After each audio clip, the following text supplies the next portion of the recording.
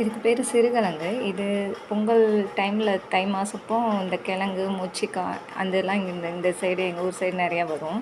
இந்த 2 மாதம் ஃபுல்லாக எங்கள் வீட்டில் எப்போவுமே இந்த கூட்டு தான் இருக்கும். இதை வந்து இந்த மாதிரி ஒரு துணி பையில் போட்டு ஒரு 4-5 கிழங்கு போட்டு நல்லா இப்படி தட்டி எடுத்தோம்னா இந்த மேலே இருக்க மண் கட்டி எல்லாம் வந்துடும்.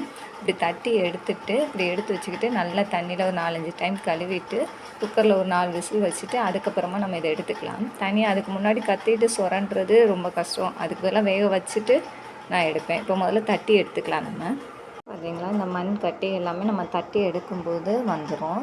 அதுக்கப்புறமா கொஞ்சம் நல்லா கழுவி எடுத்துக்கலாம். கழுவிட்டேன். இந்த கிழங்கு தட்டின உடனே நம்ம சீக்கிரம் கழுவிடணும். தண்ணியை விட்டு எடுத்தோன்னா கிழங்கு கருப்படிச்சிடும். நான் கழுவி திரும்ப குக்கரில் வச்சுட்டேன். ஒரு 4 விசில் வச்சு எடுத்துக்கலாம். கிழங்கு வேக வச்சு எடுத்துட்டேன். 2-3 தண்ணி மாற்றிட்டேன். சூடாக இருந்தது. இதை நம்ம இப்படியே எடுத்தோம்னா இந்த தோல் வந்துடும். இப்படி எடுத்து நம்ம ரெடி பண்ணி வச்சுக்கலாம். கிழங்கு எடுத்து கட் பண்ணி வச்சுருக்கேன். அப்புறம் தேங்காய் செல்லும் வெள்ளைப்பூடு எடுத்துருக்கேன். இதை கிழங்கு அவிச்சு இந்த மாதிரி மசிச்சு எடுத்துருக்கேன். அதுக்கப்புறம் தேங்காய், சீரகம், பச்சை மிளகாய், வெள்ளைப்பூடு எல்லாத்தையும் போட்டு வதக்கிட்டு உப்பு போட்டு தாளிச்சிடணும். உப்பு, மஞ்சள்,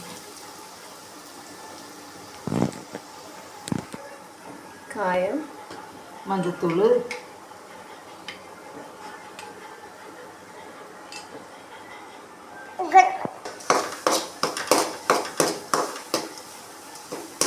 உப்பு போட்டோன்னா உப்பு போட்டு வதக்கிட்டு கிழங்கு போட்டு கிண்டிட வேண்டியதான்.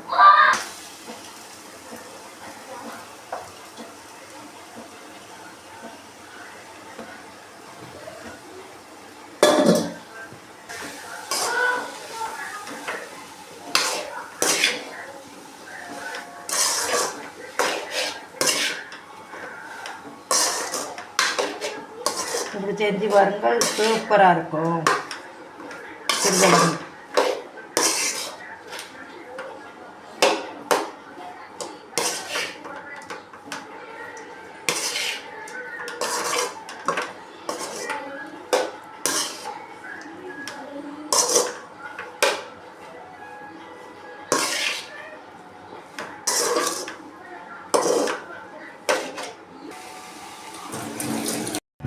சாம்பார், சிறுகிழங்கு, நார்த்தங்காய் இருக்கா.